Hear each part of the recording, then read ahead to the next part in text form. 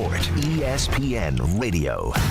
ESPN 97.7 and 100.1. Watch live on QSportsTalk.com. Tomorrow's broadcasting stars today. Broadcasting live from the campus of Syracuse University. This is Newhouse Afternoon. Welcome, everyone, into Newhouse Afternoon on QSportsTalk.com and ESPN Radio Syracuse. I'm Alex Pohl alongside Drew Alba, Milo Hoffman. And it's our final show of the semester. Went by fast. Very Went by quick. in a blink. I mean, it's been a lot of fun, and I'm looking forward to doing one more hour with you guys. Yeah. And there's a lot to talk about, isn't there? Yeah. Like always. Per usual, but with this obvious overlap coming to a close of, fall sports and winter sports, we have a lot to talk about. But let's start off with women's basketball, who played last night against Albany. Yeah. And that was a tough loss of 70-73 against a team that I'd say Syracuse should have beaten. And obviously, Coach FLJ had a lot to say about it. But what do you guys think about the play overall of that game? Yeah, I mean, this is a very, very disappointing loss for Syracuse women's basketball. Just kind of a shot to the entire program, really, because you're already struggling throughout the start of the season. It's the worst loss under FLJ in her coaching career with Syracuse. And then you play Albany, a team that you've never lost to, and they come into the Dome and they beat you. And really, it's not a good look for the upbringing of this program that really before this season looked like they were on the up and up. Syracuse women's basketball was one of the hotter teams on campus. And then a season like this is going on, and then this loss sort of put that pin in the needle like, oof, this is bad. We have to turn things around because it's now or never, really. Yeah, and it's unfortunate because last year, obviously, this team was, taking UConn toe-to-toe in the, in March Madness, in the NCAA tournament. And then you fast forward a few months, you lose Deasia Fair, you lose a couple of other key players. And not to say Georgia Willie's doing a bad job. She's doing actually a great job. She had 23 points in this one.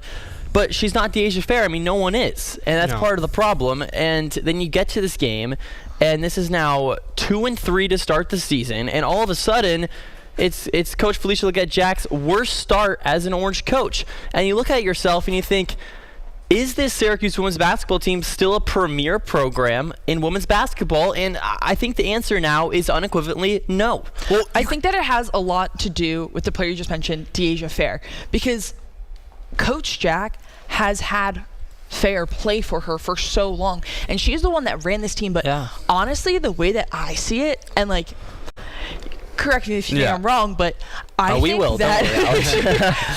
think that Deasia Fair kind of had a negative impact on this program in a way, because they relied on her for everything. And we've said it since the start, and I don't mean to sound like a broken record, no one's ever going to replace Deasia Fair and the way that she impacted this program, but it also didn't give a lot of opportunity for other players to see how they work together, because she took the lead in every single game. And there's nothing wrong with it. Having one great, amazing player, fine. But once she leaves this program, they've been in shambles ever since, and no one can replace her. And they need to work as a team to do so. They don't have anyone like that. Syracuse doesn't make the tournament without Deasia Fair. Yeah, so how can you say it's a negative impact? That's like saying, as a Patriot fan, I wish we never had Tom Brady because now we're bad. I'm not saying that I don't think we should have had her. Yes, you can. Tom Brady did what for the Patriots, what Deasia Fair did for Syracuse, and now they're both bad after the two, stars of their team left the program.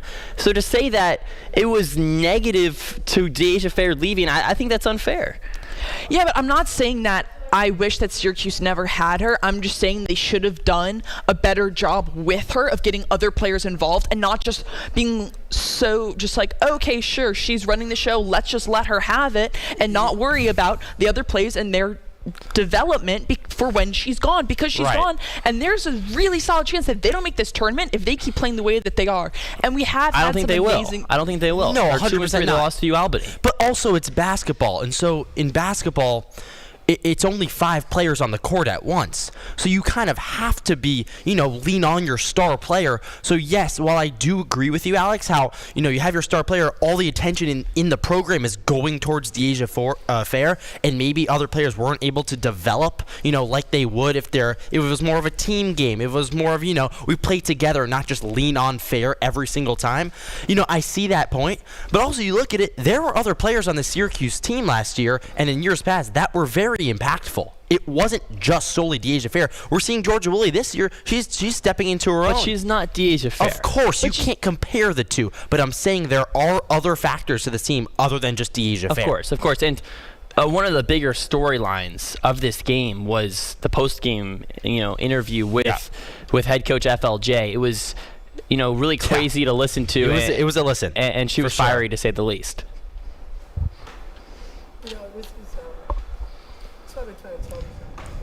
On our team, nobody cares about our program. Nobody cares about women's basketball. It's evident how, it's not nobody's fault, but the laughing and all that fun stuff. Nobody's into it like we are, and that's okay. But I try to get our kids to understand, we gotta be so locked into us that we don't see that the fan base is like 12 people here. We gotta see that we can't see people that's not on the court, not really locked in, because it's about our dreams. It's about our decision that we're gonna rise above it all.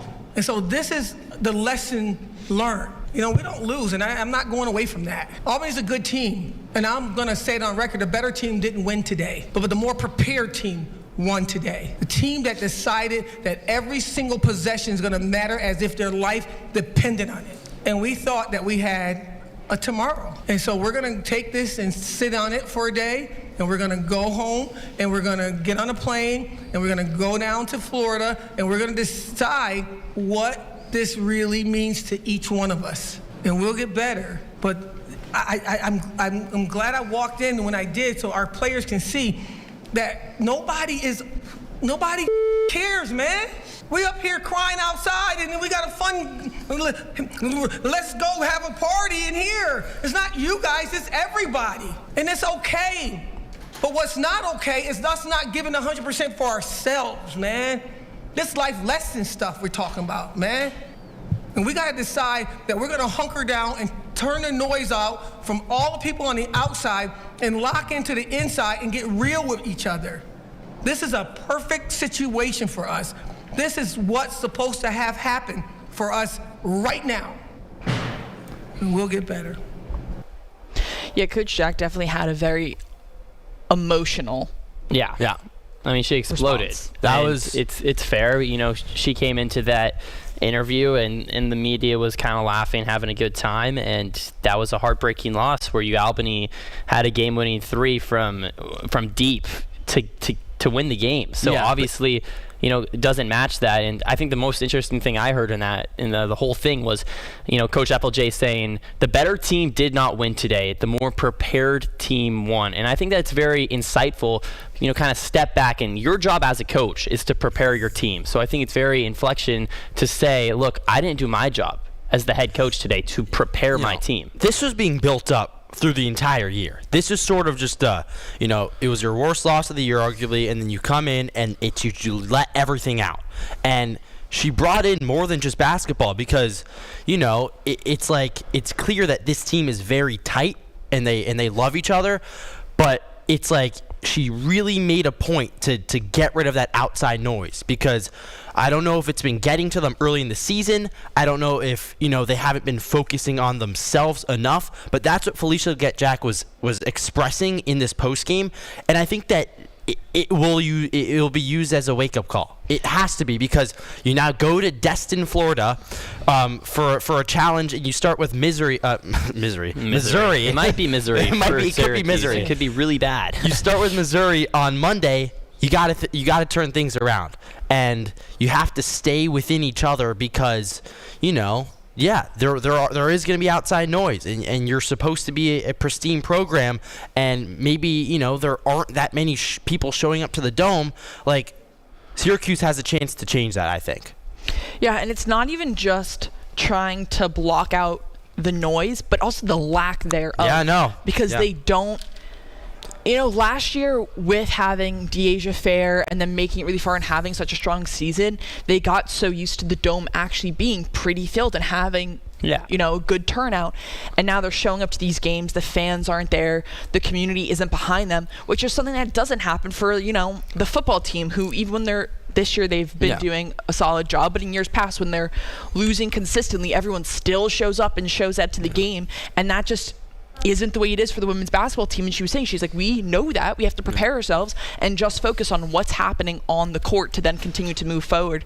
And a player we talked about who has done a great job this season for the most part is Georgia Woolley. And something she had said in the interview is that, in this game and in the previous game versus St. Joe's, they did a great job at the start. They had a lead in the first quarter, and then they lost it, and it's a game, and according to Georgia, it's a game of runs. So they go on a run, they didn't win the whole thing, and that they just have to continue to push forward in every single quarter and fight, and she said that they just didn't have that intensity, and it showed through the 3 quarters. Yeah, and quite frankly, this is a UAlbany team that it's not a bad team, right? They're now 4-0. They just beat Syracuse.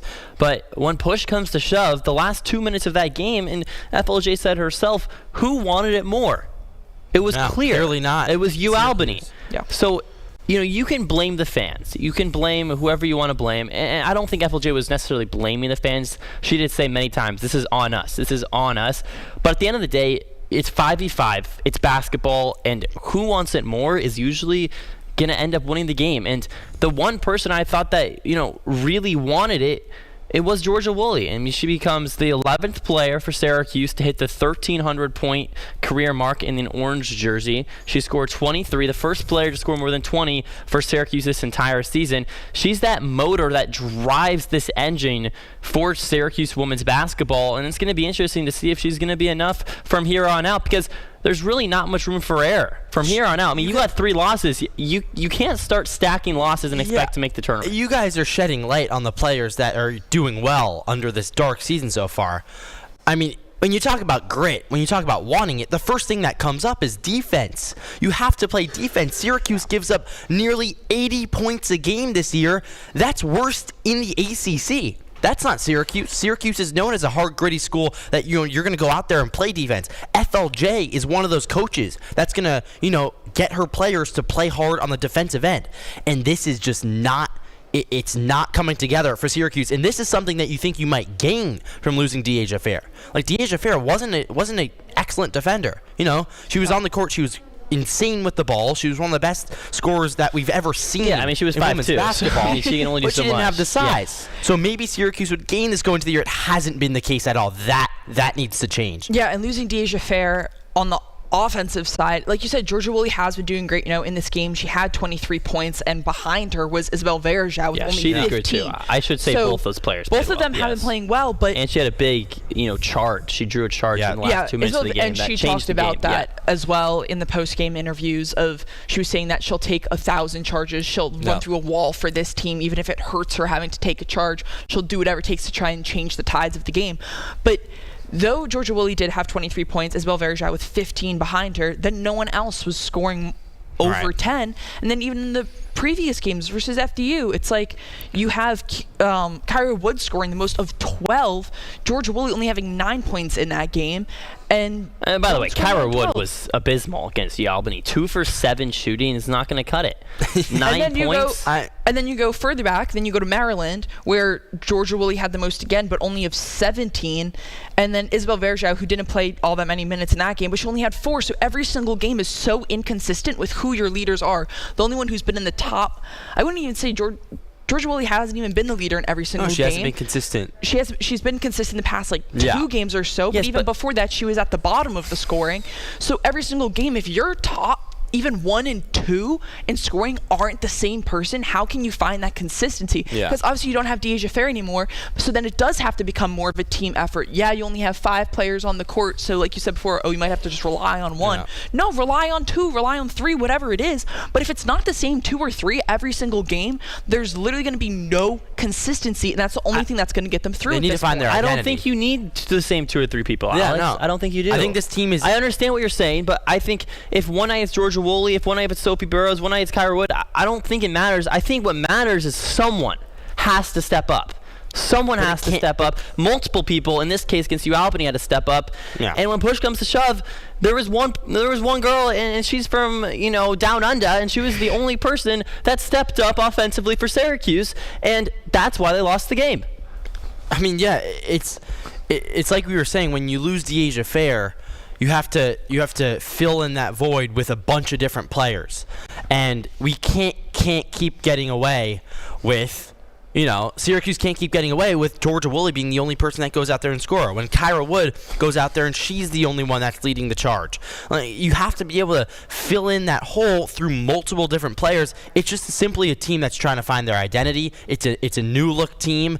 FLJ still trying to, see how she can affect the outcome of the Orange this year. And so, really, it's exciting to watch the future of this season, because with FLJ, there's always hope that it can turn.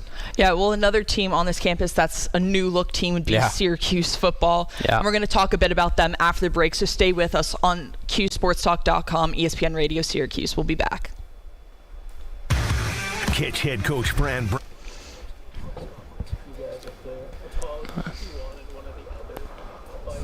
No, It's all good. No, you're good. that works. Yeah, All good. I thought that was good. Yeah. Very nice. Good job, team. Yeah, we were good on timing there. I got you. 2:15. Yep. All right, so we got football next. Yeah, that post game was crazy. That was wild. It's moments like that though that could turn a season around. Like We'll see. it's like those. You could see that being in a hype video. So Yeah, you only see the hype video when it works. Yeah, but A I lot could of the time see I could see that moment being like For sure, at the beginning. for sure. We'll see. For sure. For yeah. Yeah. Alex, do you have a grade for this team? Remember, that's what we were doing. for football, Yeah. what, for Syracuse? Yeah.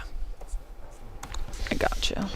Max. That's like the segment I think we're trying to do. Min. Got it. Syracuse plays UConn, who isn't even in a conference. But they're not bad this year, unlike years past. They're not bad at all.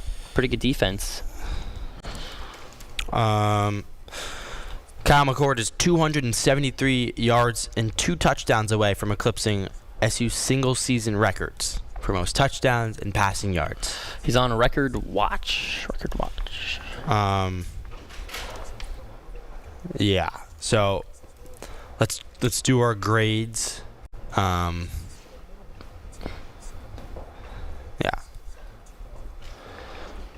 Da, da, da, da, da. Boom boom. What do you guys think that are listening to Twitch? What would Hold your Twitch for a grade be for second. Syracuse football? That's what we're planning on doing. We're going to the classroom. Anyone got Thanksgiving plan? What are you guys' Thanksgiving plans? To eat some turkey and sleep. When are you guys going home? Sunday. Saturday afternoon. How about you? Tomorrow.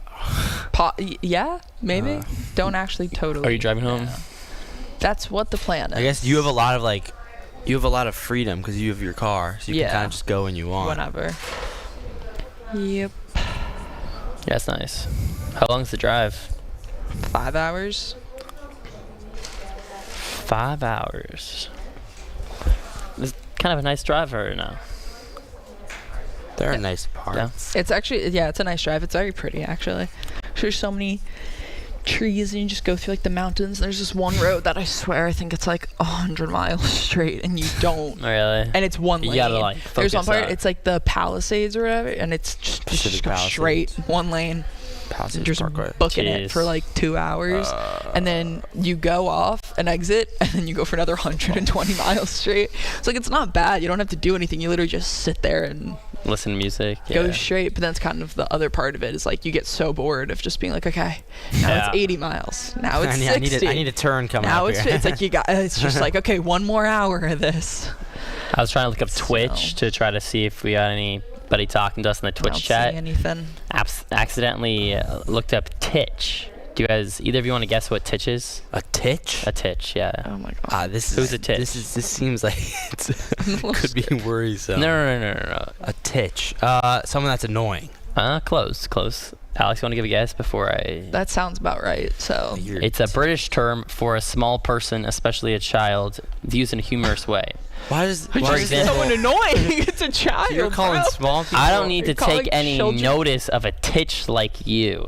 Oh my goodness. Yeah. You do have a few comments from Stephen North Syracuse, and you can't see him. I can let you know. Oh yeah, we can't see him. yeah. Steve, thanks for commenting. Tomorrow's broadcasting stars today. Broadcasting live from the campus of Syracuse University. This is Newhouse Afternoon. Welcome back to Newhouse Afternoon on QSportsTalk.com and ESPN Radio Syracuse. And this hour of Newhouse Afternoon is powered by Drivers Village Cicero. So go to dvoffers.com for more info. Football season. Yeah. Only 2 games left. Feel like just 3 yesterday. It does. We're going to start every segment being like, oh, the good old days. It went by so fast. Back when we just started. In a snap. When I blink, it's done. But yeah, Syracuse only football season. 2 games left. 3 with a bowl game, because they did clinch that. How are you feeling about this team so far and their overall, how they've been so far this season?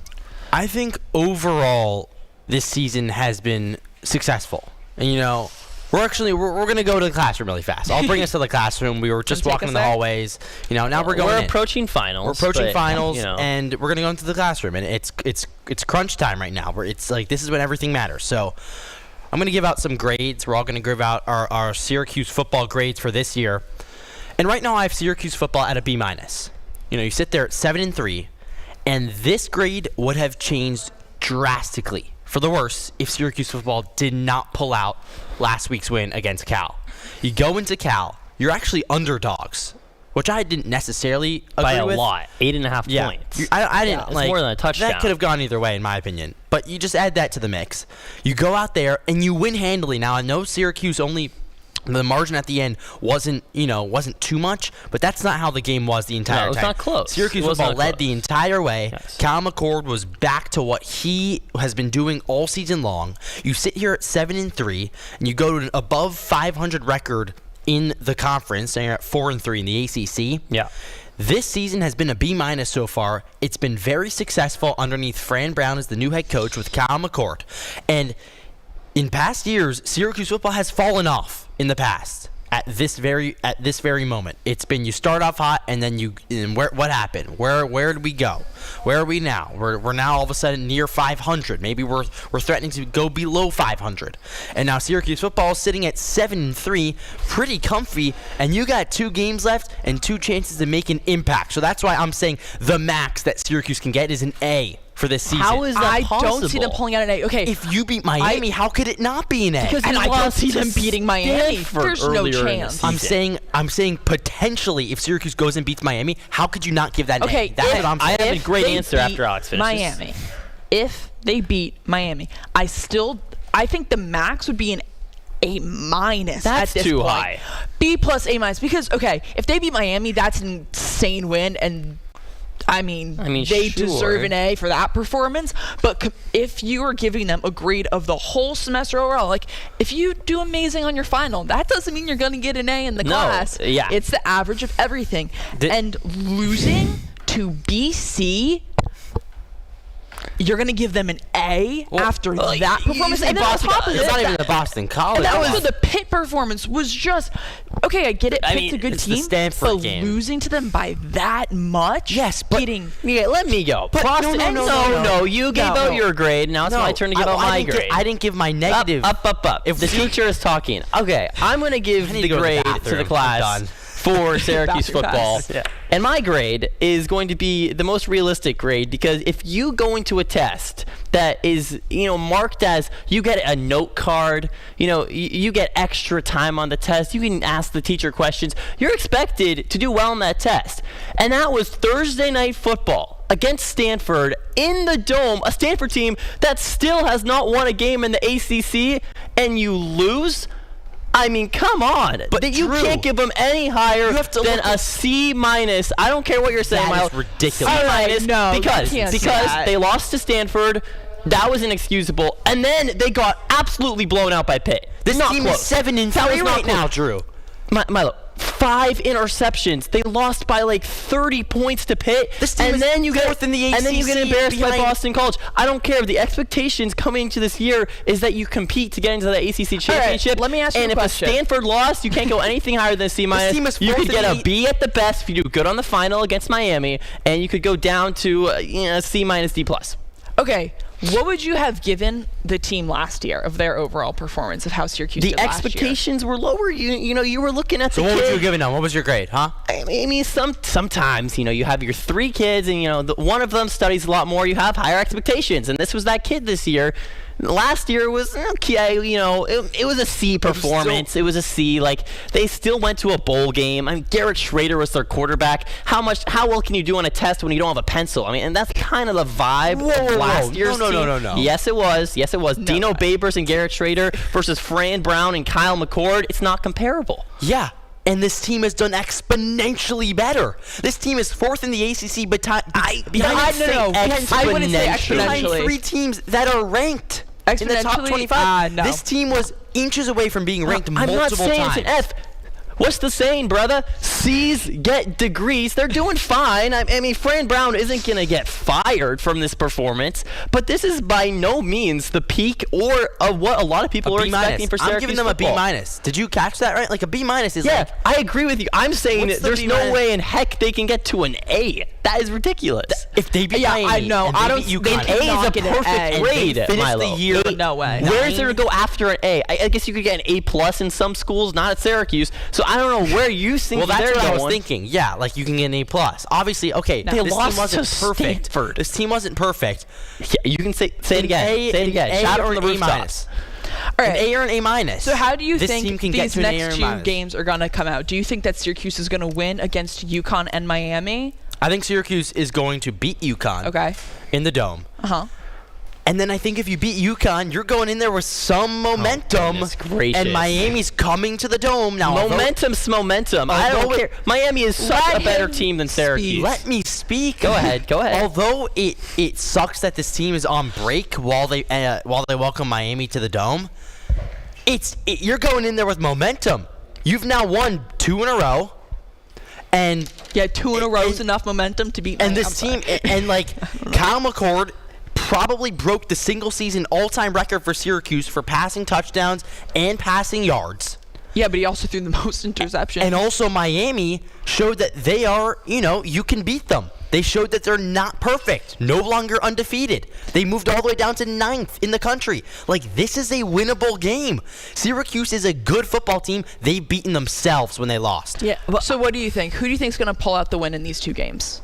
UConn first. I think it's clear Syracuse beats UConn and they lose to Miami. But to be honest with you, Alex and Milo over there, I don't think that it really matters that much because back when they lost to Stanford and Pitt in the ways they did, my grade was already determined. By the way, 3 in a row going into Miami. Yes, because yes. 4 in a row, actually. Sorry. 4 in a row. If they go into Miami and they beat UConn, 4 wins in a row. Wait, sorry, no. That's in a not row. true. Boston No, they College. lost I'm getting to BC. confused. You're right. We lost. Yeah. We're getting all out of whack. I mean, we're trusting a professor that can't even get the games right over here who said thinks I was the Syracuse professor? can get an A. I mean, you're giving out the grades. You're giving out a grade too. Yeah, well, my grades All make right. sense, and your grades don't. Well, for me, lot of mine overall, don't. I think that Syracuse is currently at around a C plus. C plus. Think they can make it to a B plus though if they somehow pull off a win against Miami. But if they lose, and if they lose to UConn, which I think is going to be a much closer game than people are giving them credit UConn's for, a good team. I think it's going to go down to a C minus. But we'll be back after the break talking some Syracuse men's basketball. So stay with us on Newhouse Afternoon, QSportsTalk.com, and ESPN Radio Syracuse. Talk is your place to be for Syracuse. Yeah, Alex. You guys are just... I assume we're clear. Yeah. Hi. Well, that was fun. What were the comments that we have coming in on Twitch? Yeah, we got some action. So we can, wait, now boy. you can see okay. it? 2 losses against teams we should have beaten. Multiple games we dominated, but won by a close score because we couldn't finish them off. But we're 7-3, getting votes for top 25. That's a solid B to me. I agree. I said a B-. Like The highest they could get is a B. I agree. So I kind of agree. No. He said we're 7-3. We're a B. So he's talking about now. We're currently a solid B. Yeah. Yes. So I disagree with that. 100%. But I'm We're saying they could get to a B. Alright, let me They see. could We're get to a getting B. votes from the top 25. Barry Monkey in the chat was talking about the titch definition. If you want to know anything great. English, ask me. I don't know. I can lie convincingly. Okay, I'll be coming to you for my studying, I guess. Yeah, acting like a real titch over there. Yeah. Oh my god. I only That actually came doesn't make in any at the end, sense. not sure if that was mentioned. Well, we appreciate any contribution to the chat, Barry Monkey 99. It's a cool name. Love to have Steve from North Syracuse though back in the chat. Well, per usual. Steve's probably He's our, been here our since most our loyal first. fan. He's our one of our most loyal fans, Oh, at least 100%. in the chat. Definitely. Commenting. Definitely. He was Yeah, shout out the Steve. first person actually on our first show Really? to comment. Wow. Gave us a bunch of pizza recommendations. Which, by the way, guys, yeah, you're gonna be breaking the news. I on that. did order pizza. I want to preface, my statements by saying that I did order it. Shout out Grubhub for not fulfilling my order.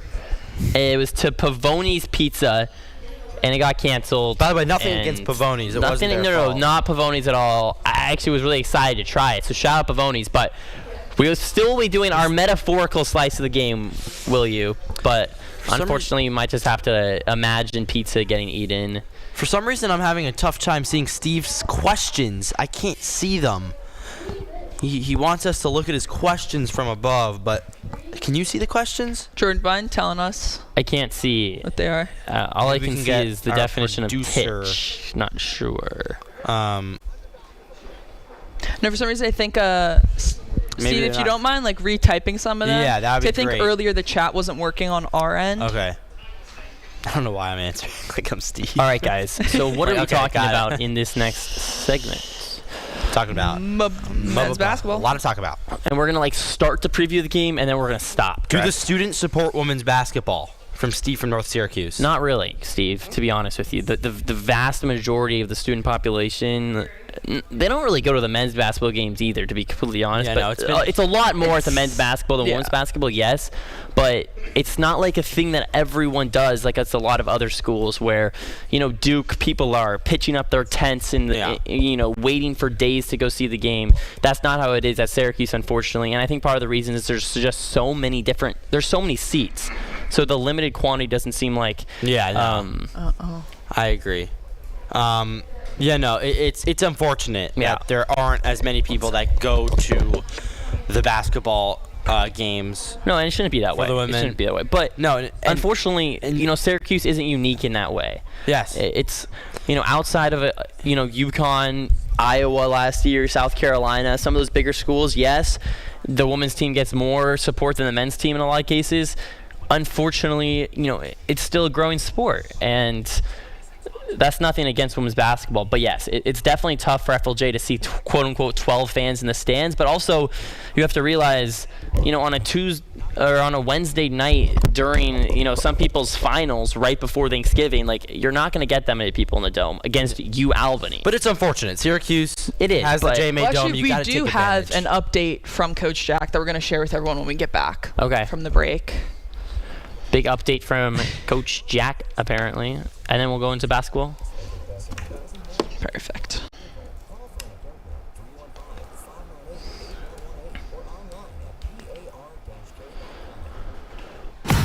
ESPN 97.7 and 100.1. Watch live on QSportsTalk.com. Tomorrow's broadcasting stars today. Broadcasting live from the campus of Syracuse University. This is Newhouse Afternoon.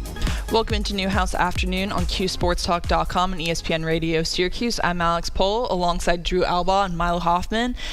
And before we get into men's basketball, we actually do have an update on women's basketball. We had played for you the clip of Coach Jack and her very emotional statement in the press conference yesterday.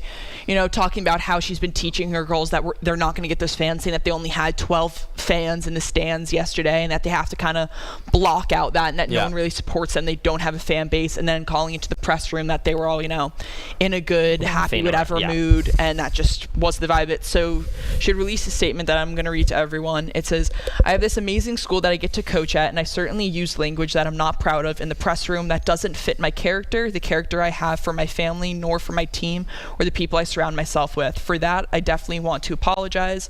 I hope we do understand that I value my fans and friends that do come. To use those defensive words like nobody and everybody, it becomes something that sticks and speaks louder than it needs to. I need to take those words back because there is a loyal 2,000 fans that show up for women's basketball.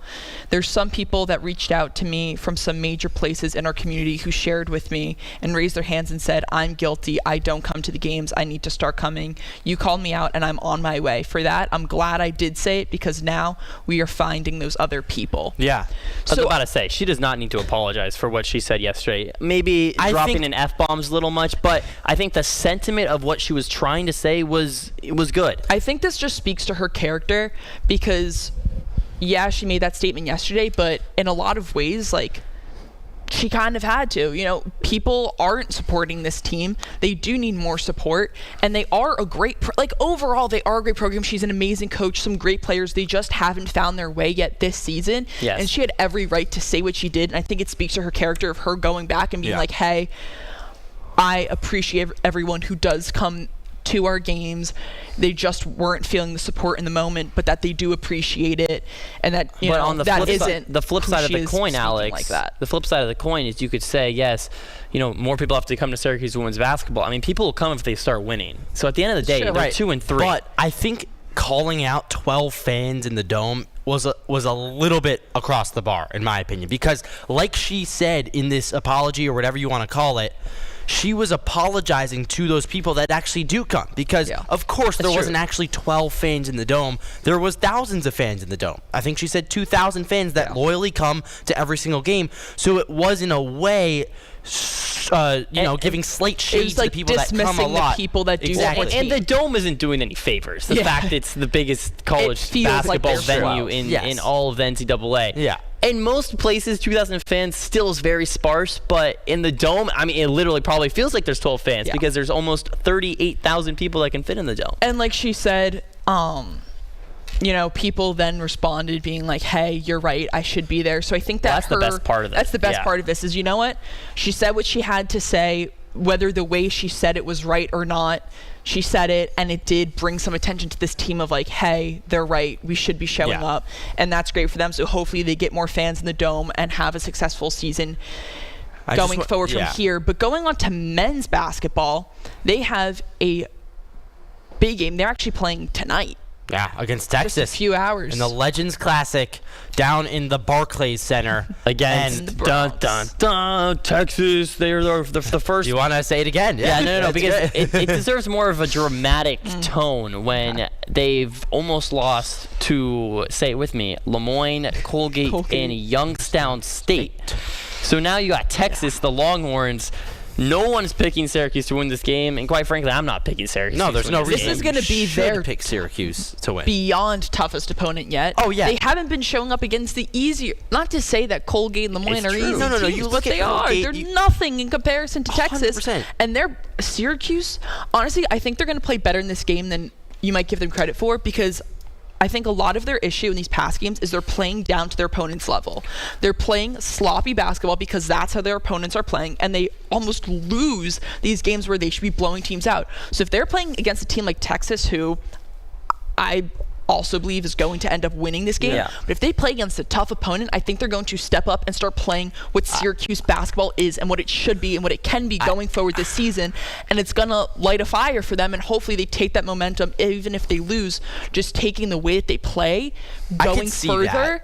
But I think it's going to help them more than it's going to hurt them, whether they lose or not. There are problems with this team early on in the season that are just not easy to fix. You look at teams that can't score. You look at teams that lack ball movement, and Syracuse does lack a little bit of ball movement. But the glaring issue on this team is the defense. And a lot of the times, defense comes with, having tenacity and having intensity on that end of the ball.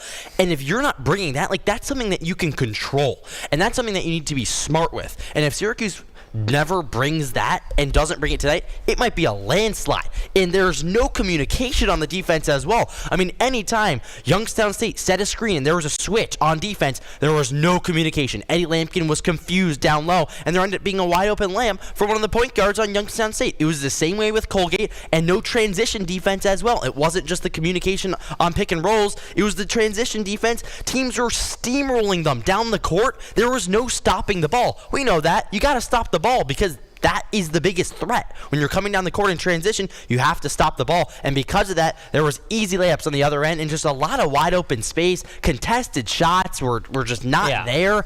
It was just not a good look, because Syracuse is known for their defense. One of the best defensive programs in the history of college basketball.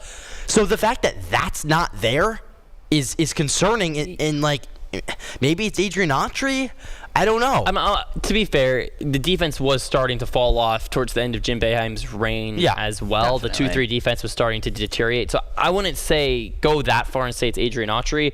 Also because last year defensively, not great, but not this bad either. I won't say it's Autry, but what I will say is that not everyone can dribble and shoot like Steph Curry. Not everyone has crazy hops like LeBron James. But what everyone can control on the basketball court is their effort. Yeah. And the number one thing for both defense and transition points is effort. Are you going to run back? Are you going to do the extra mile to stay with your guy, fight through screens, go on switches? Syracuse hasn't been doing that. It's not even the running back part, though, for me. I've seen players back. It's when you're back. Are you just running back for nothing? Because, like I said, there's no stopping the ball. Because if you run back and you don't do anything, you might as well just not run back.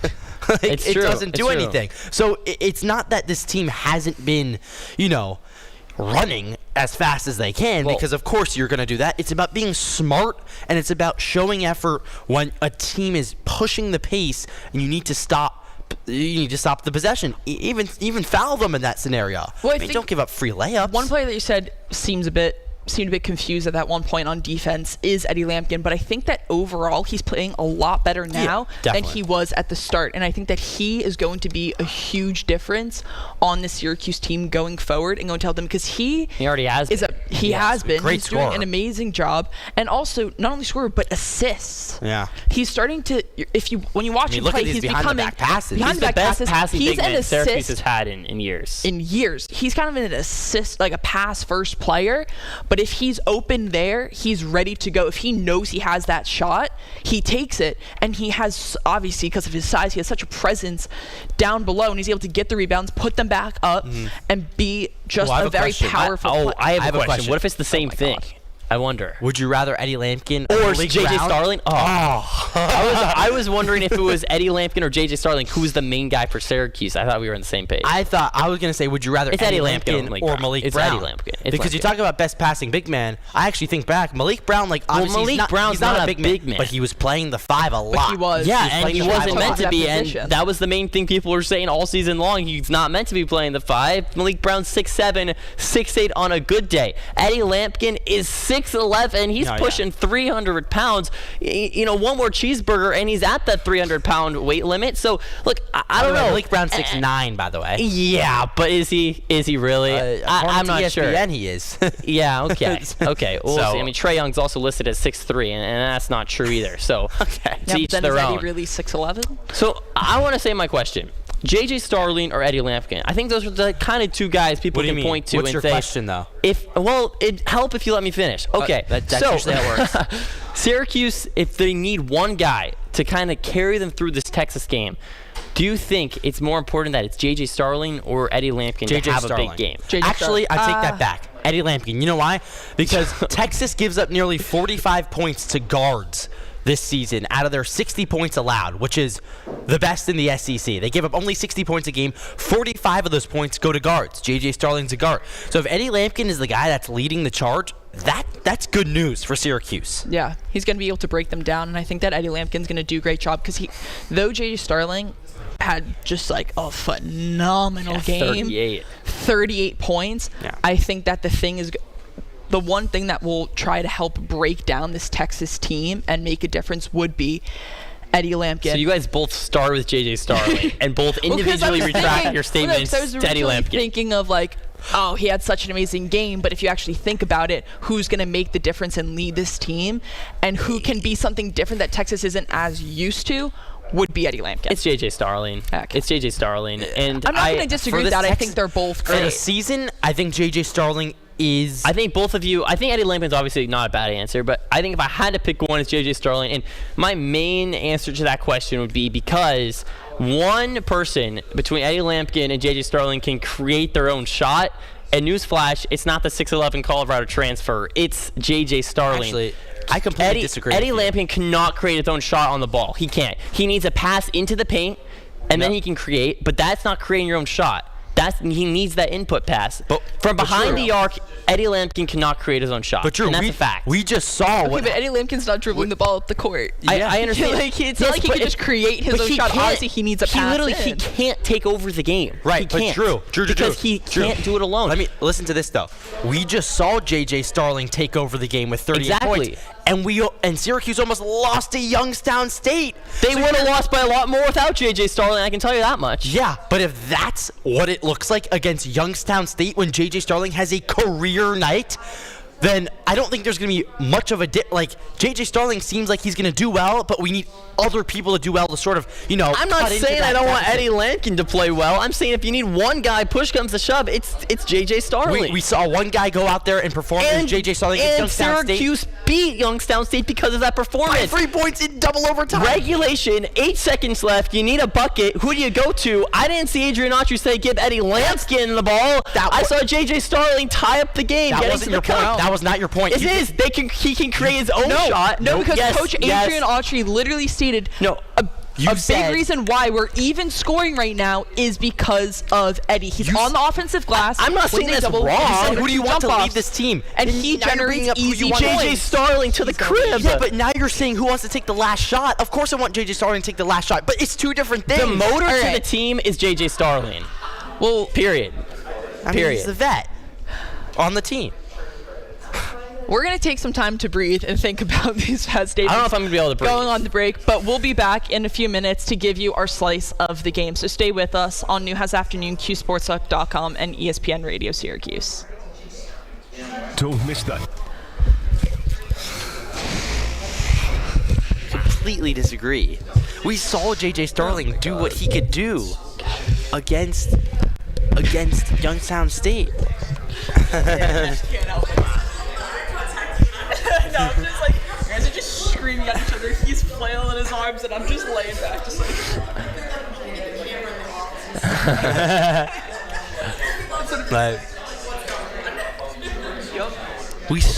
Literally what it is. It's like my own little window out of this. It's like, help me. Alex, I will say, you're pretty good at getting us out on time. Does Starling set up I got Lampkin, or does you. Lampkin set up Starling? Starling sets up Lampkin, that's not a question. Yeah, no, 100%. Oh my God. Uses a. We're not Lampkin takes continuing a- this to the Lampkin sets up PSA. Starling. He takes up a. What are you talking about? J.J. Starling. 100% does. Okay, J.J. Starling is, like you said, he's able to make his own shot. He makes his own play. He's able to, like, pull up with the ball and shoot. Fine. But when he needs an assist, it's always gonna come from Lampkin. That's I don't not necessarily true. agree with that. I'm Come saying on. Eddie Lampkin on the court takes, like, you got to pay attention to him. He's the biggest guy on the court down low. So that spreads out the floor. When J.J. Starling goes and gets it done, like, what is he doing for How Lampkin? does it spread out the floor by getting the center to stick in the paint? That is the exact opposite of spread out the floor. That's why guys like Joel Embiid have been criticized in the past because they clog up the paint. Joel Embiid can make threes. A guy like Eddie Lampkin who stays in the paint actually hinders J.J. Starling He doesn't to stay get in the paint. points. He doesn't just stay in the paint, though. Yes, he moves all around. But if the question is who sets up each other more, they both do. It's not close. The point guard will always help the center more score than the other way around. And that's a fact. That is not necessarily true. Yes, every it time. is. No, it is not. Because J.J. Starling's coming off the screen. Who's rolling to the basket? It's Eddie Lampkin. Who needs to pass the ball to Eddie Lampkin? It's J.J. Starling. Yeah, but I'm talking about Yes, of course, but Eddie Lampkin's off-ball movement. The center is never going to be the guy to set up the guard more. That makes no sense. No, I'm not talking about literally assisting. What was the question? I'm not talking about literally assisting J.J. Starling. I'm talking about if Eddie Lampkin is on the court, J.J. Starling is going to benefit more than he wouldn't than if Lampkin wasn't on the court. No. Yes. Yes. It's more attention. Eddie Lampkin is one of the better big men in the question? conference. Can you read the question again? Eddie Lampkin. I'm asking you. Can you read the question again? Does Starling set up Lampkin or does Lampkin set up Starling? Yes, and it's Starling sets up Lampkin, and it's not a decision. Who does it? From the one Mikey, Jokic does a great job of setting up his guards. Yeah, and Jokic is the best passing center of all time. So, Mikey, I agree with you. If we had Jokic on this team, I'd be answering Jokic. But we don't. We have Eddie Lampkin, who is... But Eddie Lampkin's also not... close. He's not a stagnant... He's not a stagnant big man like you think he is. He's not... He moves around a lot. I'm not saying I think he's stagnant. I'm saying if your argument is that Syracuse, Eddie Lampkin, he spreads the floor, I would say that's not true. You look at J.J. Starling this year, he's improved vastly from last year. Difference? Eddie Lampkin's on the court. Difference? Judah Mintz is off the court. Yeah. You're not wrong about that one. And Milo goes first time silent. I'm agreeing with Drew on this. No, that's a good point. It is a good point. Of course, you lose Judah Mintz. He had the majority of the ball, but I also think there's a point there that Lampkin's on the court. I agree, and we didn't have a big man last year. And once again, I know that Eddie Lampkin helps J.J. Starling. I'm saying J.J. Starling helps Lampkin more. So, yeah. I think I still kind of disagree with you. All right. I think that... All right, Milo from New York City, you can get on the show next time. Eddie Lampkin is... Next caller. Next caller. He takes up so much space. He takes up so much space that players have to sort of divert attention to him, so you leave J.J. Starling to get what he wants. I'm stumbling everywhere. By the way, Steve from North Syracuse says we're better than Mike Tyson versus Jake Paul. Watch your favorite ESPN Syracuse sports talk shows on QSportsTalk.com. Tomorrow's broadcasting stars today. Broadcasting live from the campus of Syracuse University. This is Newhouse Afternoon. Welcome back into Newhouse Afternoon on QSportsTalk.com and ESPN Radio Syracuse. I'm Alex Pohl alongside Drew Alba and Milo Hoffman. I'm still shaking my head over here. I can't believe this. For those of you on the Twitch chat, know that argument continued into the break. It'll probably continue until tonight, Milo. Yeah. Anyways. All right, so moving on, possibly, even though I think we're going to get dragged back into it. Let's go. We're bringing you our final slice of the game. Unfortunately, without pizza. Unfortunately. We can air bite. We can air bite. Yeah. Exactly. But it's fine. It's whatever. So, you know what? Let's start off with you. Okay. What is going to be your slice of the game? Let's do it. Slice of the game, someone that we haven't talked about. For basketball, yet. right? For basketball. Yes, we're doing it for basketball. We haven't talked about this guy yet for the season. And it's Donnie Freeman. Sorry, we haven't talked about him today. We've obviously talked about him throughout the season. Donnie Freeman, the 5-star recruit. You bring him in. He's the biggest guy. You've heard it all. You've heard it every week. Biggest recruit since Carmelo Anthony. And so far, Donnie Freeman has been okay. He's been okay. He had a good game last game. He hasn't been great. He had 19. He had a career high, obviously. And he hasn't been bad. I wouldn't say he's been a negative.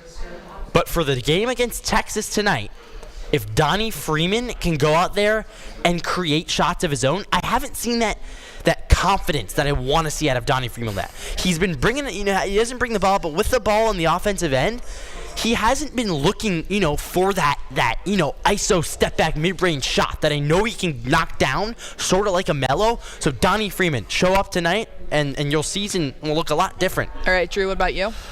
I got the defense. We've already talked about it. It's kind of obvious. And, I'm going to compare it to when you're making a pizza, you need a good oven. Because without the oven, everything, Nothing works. Nothing happens. Yeah. You know, you need a good oven. You need to cook the pizza, apply the pressure, some might say. And there's a big reason for this. Syracuse, they are averaging, they're averaging 83 points, or they give up 83 points a game. That's last amongst all Power 5 schools in the entire country. And the Longhorns average 90 points a contest. That's first in the SEC. So they're last in defense, and the Longhorns are first in offense. It's going to be a bad recipe if Syracuse defense can't figure it out. Yeah. And I think for me, honestly, for both teams, but working together and having chemistry, sticking together with the cheese, being overall actually pulling this team together, having chemistry is what's going to get you through these games, especially as long as you have the defense taken care of. Yeah. Working Which is together part and of moving the ball around. chemistry and not, on defense because is on important, both yeah. the women's and men's team last year, they had one star player who did it all for them. And this year, I think the only way they're going to get through is by working together. And I think, although it's been a struggle so far, although this team hasn't looked great, I think pulling out these 3 wins with some adversity could be a good thing in the long run. And guys, you talk about chemistry. Well, I've had a great time working with all of you guys. I think we worked well together, even though we've argued sometimes. So, shout out us 3. Yeah. Yeah, and we also want to shout out everyone who's tuned in every other week to listen to us on this show and for sticking with us. And this is obviously our final show of the semester. They're off next week, but back the following week will be Brooke, Teddy, and Cedric for their final show. Yep. So thank you, everyone. Signing off, Alex Pohl, Drew Alba, and Milo Hoffman. Thanks, guys. So long, everyone.